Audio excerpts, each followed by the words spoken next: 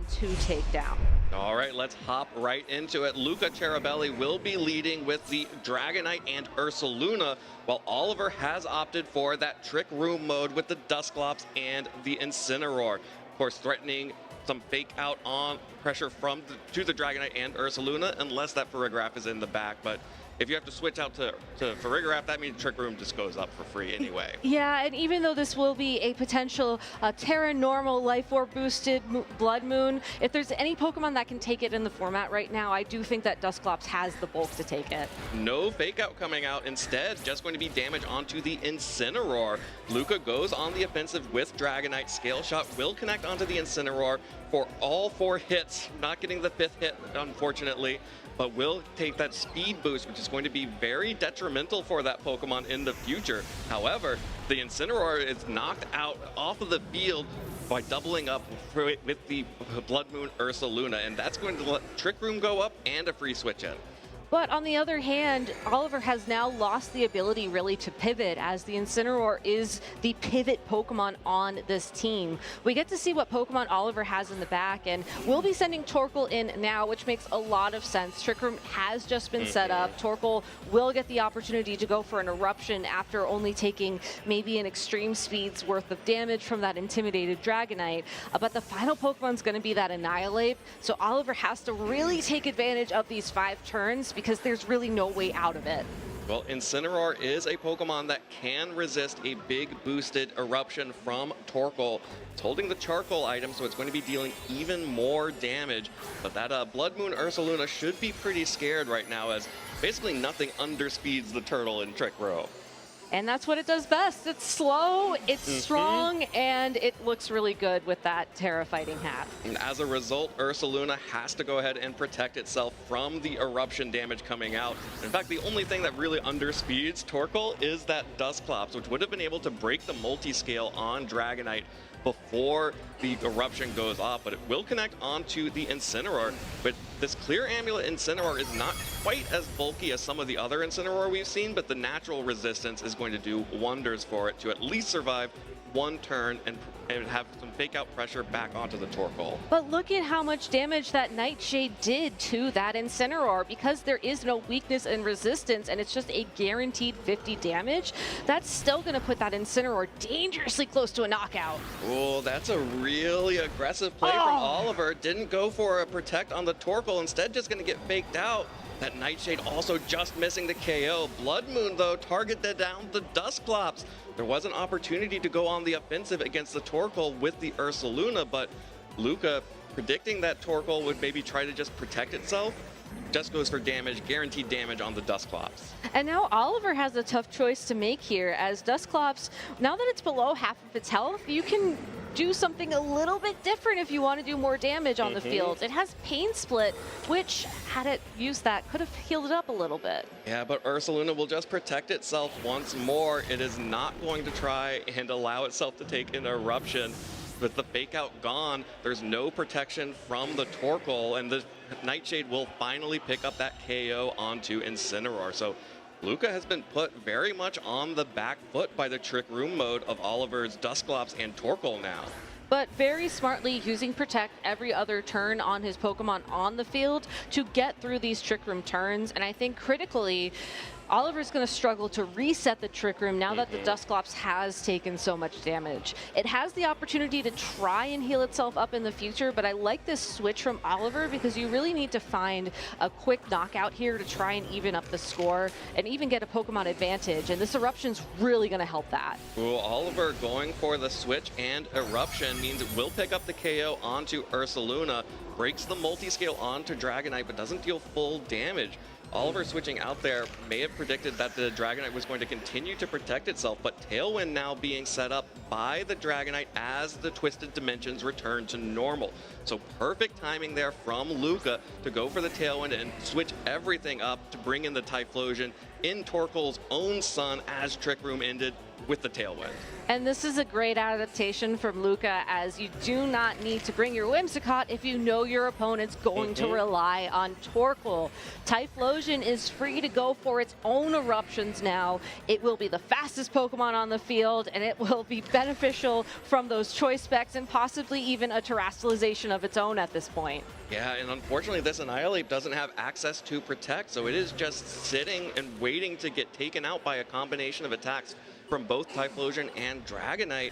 The Focus Sash does mean that it has to be double targeted, or actually that Dragonite did not get the Scale Shot, it switched out, but potentially you could make that happen, but just going to be the Typhlosion going on the offensive here. It's a tough call to make, because if you double into the Annihilate, you will be taking a potential full-ish health eruption from that Torkoal. So we'll have to see what the priority here is for Luca. Yeah, I don't know how full health that eruption would be after the eruption from Typhlosion. It's going to connect onto both of these Pokemon and actually pick up a KO on Torkoal all by itself. Yeah, that's just the power, the pure unconcentrated power, if you will, of the sun. Torkoal, he flew a little bit too, or crawled a little bit too close to the sun and got erupted by Typhlosion. Here's the Scale Shot that's connecting onto the Annihilate to pick up that KO as well. And after Trick Room has ended, Luca took control of this match, and Dusclops just does not have any amount of damage to take out these two Pokemon. And that's you know, the sun at least has ended, so the multipliers are gone, so it's not an embarrassing amount of damage to the Dusclops. I don't know. There's still a Choice Specs and a Terrifier in play, and who knows, maybe if there's enough of a pause here, there could be some Blaze activation as well, but I agree with Oliver's choice there just to lock in that forfeit. I think that Luca found the win con in that once he stalled out that Trick Room, I don't even know if you necessarily needed the Tailwind there, depending on how that Typhlosion is trained. It should just naturally be faster than the Annihilate.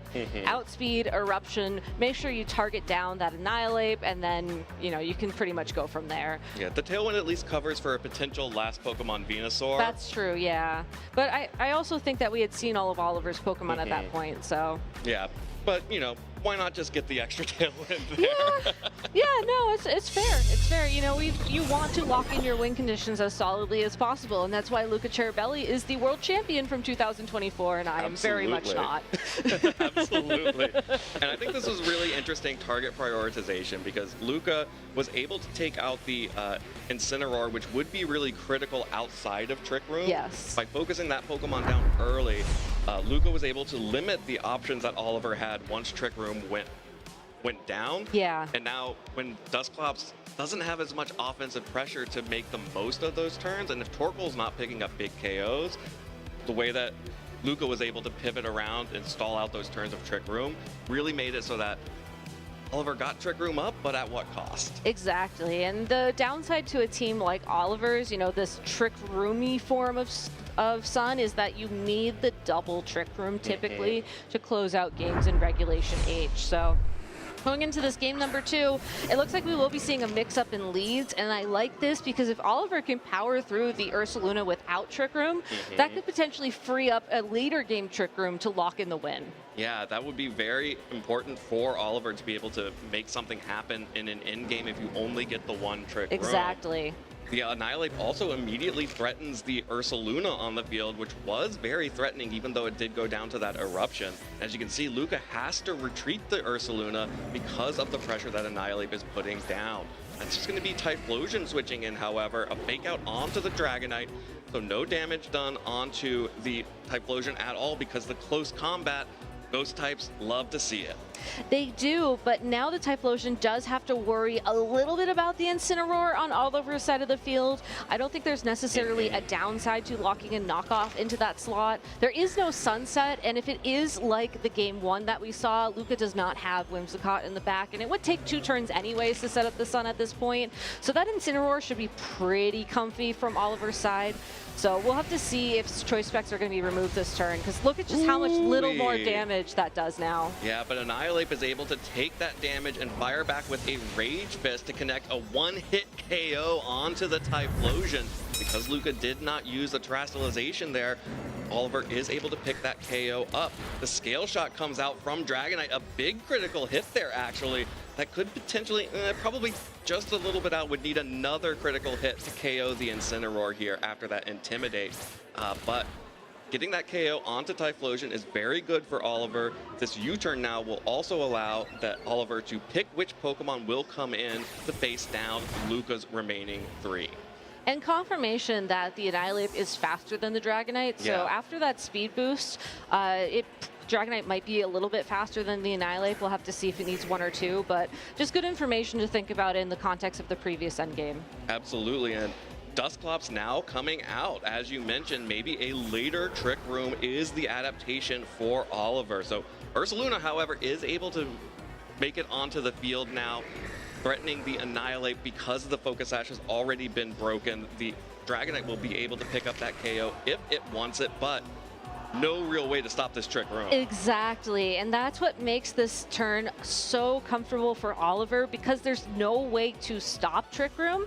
If the Pokemon next to Dusclops gets knocked out, which could be the Annihilate, or I think a little bit better here is that Incineroar, Torkoal can come in on the next turn, and just like we saw in game number 1, use that Eruption to get a nice knockout into the Dragonite and the Ursaluna, as multi-skill has been broken. But here's an adaptation from Luca. We're getting a Terrestrialization this turn. Yeah, and of course, it's the Terra Normal on the Blood Moon Ursaluna. We have seen this time and time again. If Typhlosion goes down or is sacrificed on this team, that just means it's time for the Blood Moon Ursaluna to take the field. Dragonite will pick up the KO onto Incineroar with that Scale Shot again, but that does mean that it's just going to be this Terra Normal, potentially Blood Moon coming out onto the Dusclops to try and KO it before Trick Room can go up. And I just don't think it can without a critical hit. It's going to be close, though, as we saw it do a little bit over half, which means without the critical hit, this would do about 75%. So you're absolutely right. That was a critical hit roll needed. Yeah, but that means that Dusclops gets Trick Room up, and now the Torkoal in the back is safely free to switch in and fire off these Eruptions. And we already know that the Ursaluna cannot take it from this Torkoal. What I would love to see here, though, before the Eruption connects with that Ursaluna, is a Pain Split into it, just so that Dusclops can get a little bit of health back, or into the Dragonite as well. I think that recovering some health here is more important than just the guaranteed 50. Yeah, and of course, if the Incineroar is going to switch in, that's even also better. That's so much better for the Dusclops and the Torkoal. That's going to be one of the Pokemon that can resist your Fire-type Eruptions, taking damage and healing up the Dusclops at the same time. Torkoal, of course, goes for the Terrestrialization into the Fire typing to make sure that it can get even more powerful Eruptions. And there's the Protect from Ursaluna. So just like in Game 1, Luca is switching in the Incineroar to give Ursaluna a chance to attack. So this is going to be really close, because we saw 2 Pain Splits just barely miss out on the KO on Incineroar earlier. And depending on how Incineroar is trained here, this Eruption is going to do about 2 Pain Splits worth. So not quite. Not quite, but that was such a good turn for that Dusclops. All right, and now Torkoal is forced to protect here. Otherwise, it is going to risk a Fake Out and an Earth Power from that Ursaluna, which would devastate that Pokemon and remove most of Luca's offensive pressure once again.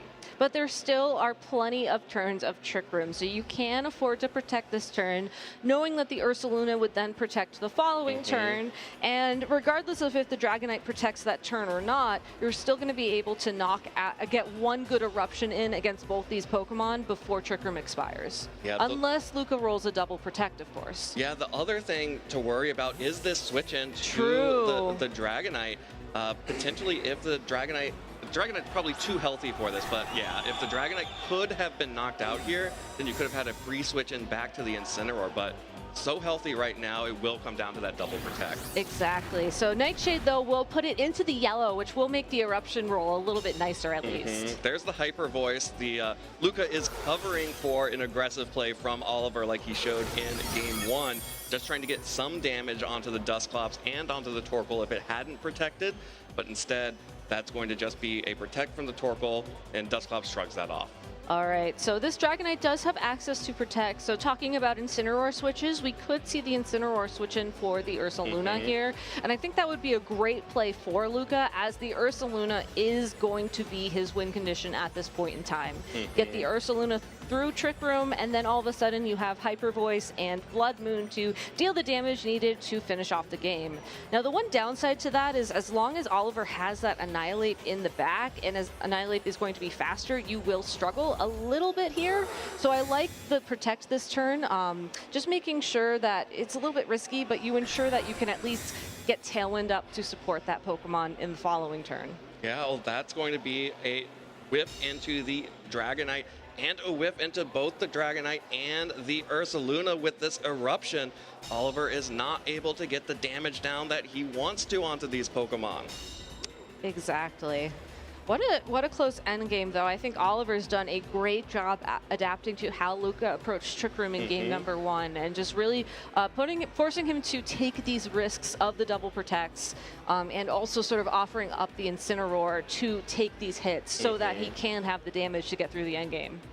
Yeah, I love this switch that Oliver is showing, knowing that Luca is going to try and protect the Ursaluna potentially. You have to make sure that you are able to not waste any time in threatening it on the next turn. It's really going to be about this Dragonite that's at just under 50% health. If it can survive an Eruption from this Torkoal, then Luca may be able to take this 2-0. But if not, then we're probably going to game 3.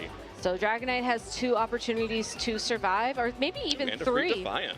That part's great. I was going to say, if it fails the double protect, this is going to be a damage roll. We'll just have to see how it plays out. Yep, fails the double protect. This Eruption will knock out the Incineroar on the Dragonite. It is enough. After the multi-scale, we saw some good damage done to it, and that means that it's just going to be the Ursaluna switching in outside of Trick Room. We know that it's slower than this Annihilate and can easily clean this one up with a close combat. Maybe even a helping hand close combat if you want to be super safe. You know, Eruption as well, I think you could just go for the double attack if you're worried about. I'm not sure what you'd be worried about at that point, but I think that it's Oliver again. Don't click Rage Fist. That's the one way. Yeah, okay, that's the one way. If you're worried that you're going to somehow misclick in that situation. Well, fortunately for Oliver, he did not click Rage Fist, and that was a forfeit from Luca, which is going to put us into a game 3. And wow, this has been a really interesting set, and this is one of those cool moments where you're just seeing how players, especially high-level Trick Room players, recognize how to use their archetypes. Exactly. Like you called out, saving the Trick Room for just a few turns later, put Luca on the back foot and required him to go for a double protect at some point in order to stall out the Trick Room. It worked very well the first time you're able to pull it off. It's now this game 3 situation where I think it's going to be a little bit more dicey because the surprise is gone. Right. You know, I think that Oliver also made a great call there, getting that Rage Fist into the Typhlosion switch in, and that helped him out a lot early on in the game. That was a ton of momentum lost for Luca in addition to the later Trick Room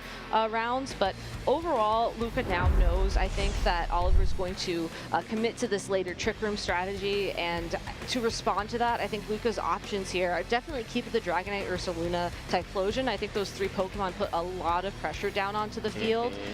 But you can also adapt on how you approach this matchup. You know, you could maybe lead the Typhlosion and try and just go for a big Eruption immediately.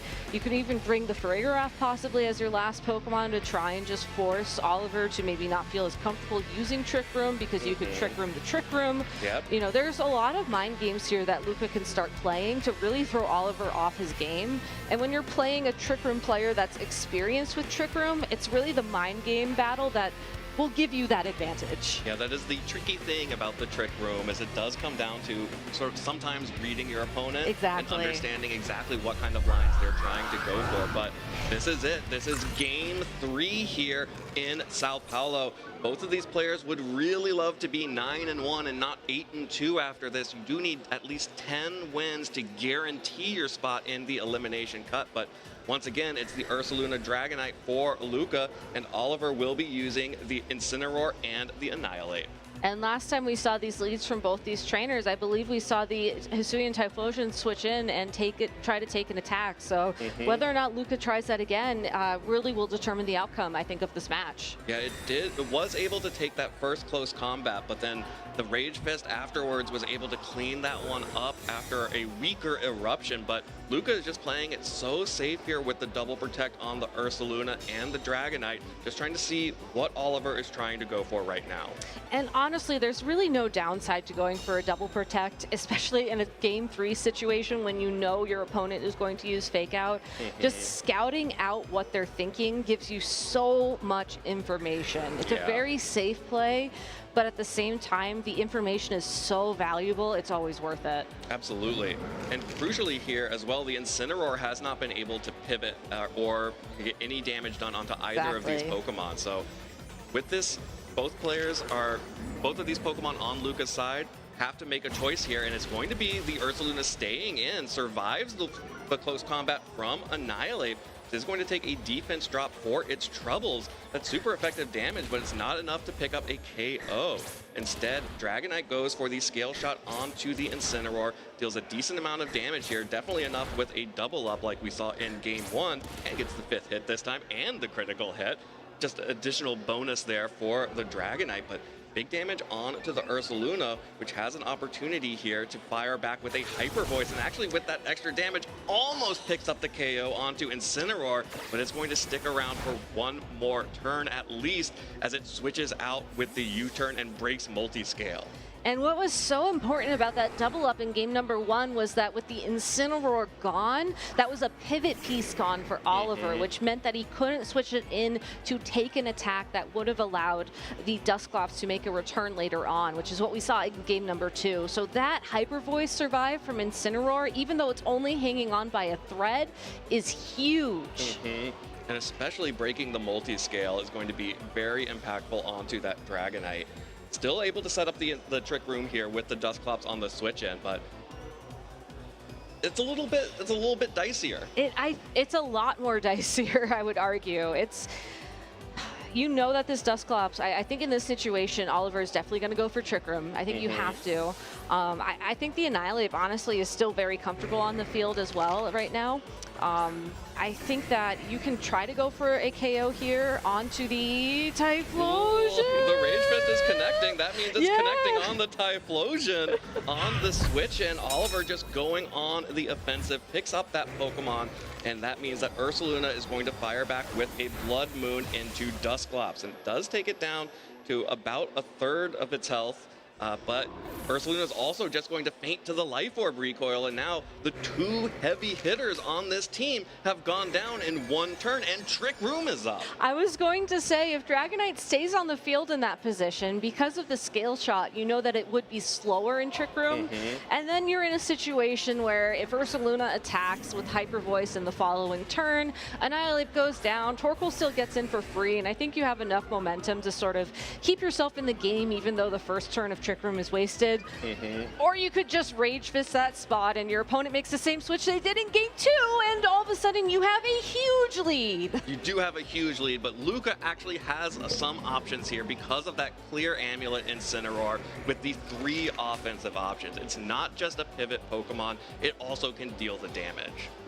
And that's what you need right now, because you cannot flinch either Pokemon on Oliver's side of the field. And fortunately, those Pokemon can't do much to you either. I mean, this Pain Split helps a lot, but that's not going to be a KO. And I think critically, you're going to be able to deal most of that damage back. Yeah, especially knocking off the Eviolite is huge into Dusclops, but not quite enough. And Dragonite Scale Shot will miss the Annihilate. That's huge. That means that Annihilate gets to fire off a close combat into Incineroar, and that's going to be about it for Luca. Only the Dragonite left against the Dusclops and the Annihilate, and probably the Torkoal in the back. There's no way for Luca to get out of this one. It was still going to be an uphill battle no matter what there. However, had that Scale Shot connected and Annihilate had gone down, it would have been Torkoal on the field next, and the Incineroar would have been so helpful in that matchup. But unfortunately, sometimes Dragonite just needs a little bit extra help. And that is the problem when you roll the dice. Sometimes you roll double 6s and sometimes you roll Snake Eyes, and Dragonite just unfortunately rolled Snake Eyes on that turn. Can you get glasses for Snake Eyes? No. Yeah, that's, yeah. But no, seriously, congratulations to Oliver Eskolin. Moving on in the tournament, currently has 10 wins and 1 loss. Also was the finalist in the 2022 European International Championships, which is something we didn't have time to mention earlier. Well on his way to potentially getting a second shot at that champion title this weekend. Yeah, absolutely no stranger to these top-level matches, to these top tables, and to the pressure of being in phase 2 of the international championships. And so obviously you saw him keep it calm and collected throughout that 3-game set. Yep. Made the adaptation that he needed to